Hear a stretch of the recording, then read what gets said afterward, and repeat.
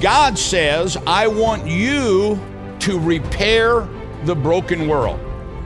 Is the world a better place today because of you? Tikkun Olam, repairing a world that's broken. That's why we're here.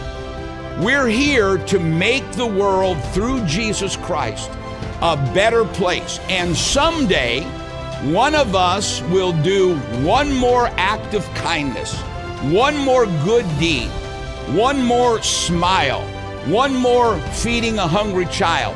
We are preparing the world for the coming of the Messiah. And hopefully he'll say, well done, thou good and faithful servant.